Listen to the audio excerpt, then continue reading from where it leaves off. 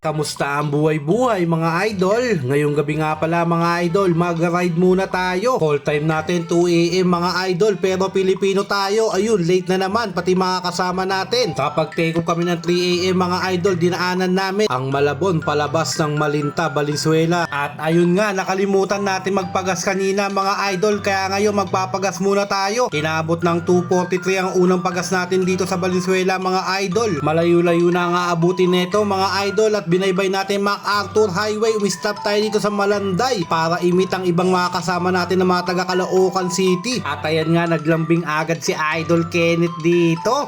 Ayan nga, paliyaka pa siya. Ang kulit mo. Kasabay pala namin sa ride na to mga idol ang team ng Caloocan. At binabati ko pala ang lahat ng member ng ACP Aerox Club Philippines. Happy 8th anniversary sa atin mga idol. Ayan nga mga idol, ang mga tropa natin na mga taga South Caloocan. Bakbakan talaga ang mangyayari nito mamaya mga idol. At ayan nga si POC at si Doc Fitzworth. Ayan ang nag-iisang mekaniko ng ACP na Botas. Happy birthday sa'yo Doc. At nakumpleto na nga tayo mga idol. Binaybay natin ang kahabaan ng Bulacan, ang pinakamagandang daanan papuntang norte. Lagi tayong mag-iingat dito mga idol, lalo't natin hindi mo kabisado ang kalsada. Maraming sorpresa. At nakalipas ang ilang minuto mga idol, nakarating na kami dito sa Arco ng Pampanga. Marami pa rin sorpresa dito mga idol, kaya lagi tayong mag-iingat. Sa mga oras na yan mga idol, kami ay nagkawatak-watak, pero nagka-chat naman sa GC mga idol na magkita-kita kami dito sa Lubao. Hindi talaga may iwasan sa ride yung mga gantong pangyayari mga idol. May mga naiiwan, may mga nauuna, lalo na kung nagrarat-ratan talaga tayo. At dito na nga tayo inabutan ng liwanag mga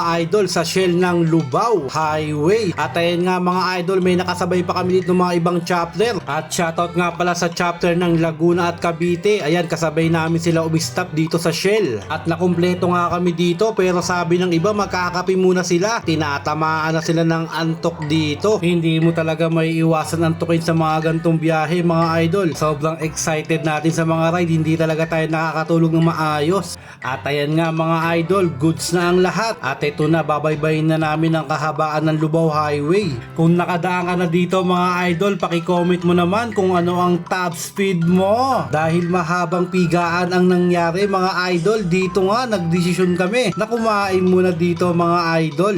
Nakakagutom talaga ang mga ride na ganito mga idol, pero napaka-solid ng experience. Lechon Paris nga pala ang ating kakainin dito mga idol. Uy, sana all mega pare. Ano pa?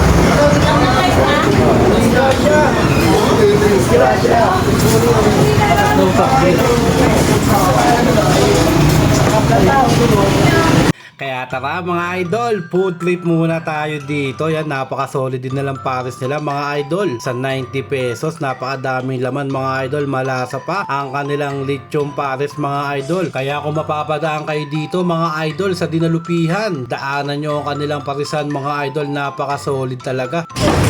Solve. Wash out.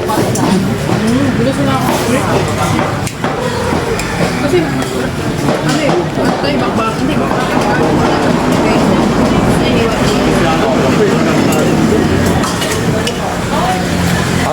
Pahinga lang tayo saglit dito mga idol, tapos lalagusin na natin ng Olongapo City. Takbong safe lang tayo dito mga idol, kasi napakadami natin sigsag na lalagusin dito mga idol. At yan nga, nakarating na tayo sa Arco ng Olongapo City mga idol. Buti na lang natapos ang ulan dito mga idol bago kami makadaan. At yan nga mga idol, kung may picture ka dito, paki-comment mo naman. Solid talaga ang daanan dito mga idol, pero kailangan talaga natin mag-ingat. Paglagos ng Olongapo mga idol, dito naman tayo sa Subic. Ayaw, makikita nyo ang arco ng Subic mga idol. Welcome to Subic. Paki-comment mo naman idol kung saan beach ang maganda dito sa Subic. Baka sakaling mapasyalan din natin to mga idol. Sa mga oras na to, naghahanap na tayo ng gasolinahan mga idol, dahil mag-e-empty na tayo. At dito nga mga idol, nakahanap tayo. Ay nga, pangalawang pagas natin mga idol, umabot ng 225 ang pangalawang pagas natin mga idol. Medyo mahal dito sa napuntahan natin. Kanina mga idol, 243 plus 225. Ang nagagastos natin sa gas mga idol ay 400 68. Sobra-sobra na siguro to mga idol para makarating tayo ng Zambales, San Felipe. Yan nga pala ang destination natin mga idol. Tatagusin natin ang San Narciso, Zambales at dito nga mga idol. Napakaganda ng view dito mga idol. Bago tayo tumagos sa San Felipe mga idol. Yan, takbong 20 lang tayo dito mga idol para makapag-video ng napakagandang view dito mga idol. Solid.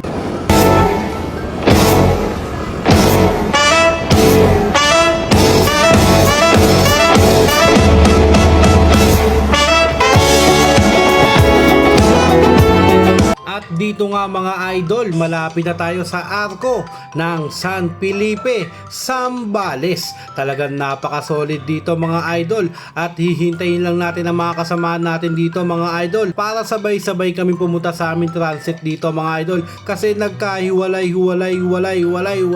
na naman kami. At papunta na nga tayo mga idol sa aming transit dito mga idol at nandito na kami. Ayan nga mga idol, may mga nauna at may mga nahuli pa. Dito na lang namin sila aantayin mga idol. Ayun nga, may mga nauna na. Si Idol Kenneth, napakabilis talaga nito. Ayun, nakabis agad siya. Kami nandito pa lang, magpa-parking pa lang. Ang laking transit ng nakuha namin mga idol, may 4 na kwarto siya. At dito nga daw kami mga idol, ang ACP na botas. Dito kami lahat mga idol, 7 lang naman kami. Yung South Caloocan yung marami. Sa Idol Kenneth, ang tour guide namin, no? O, alam nyo na mga idol, dahil napakahaba ng biyahe natin.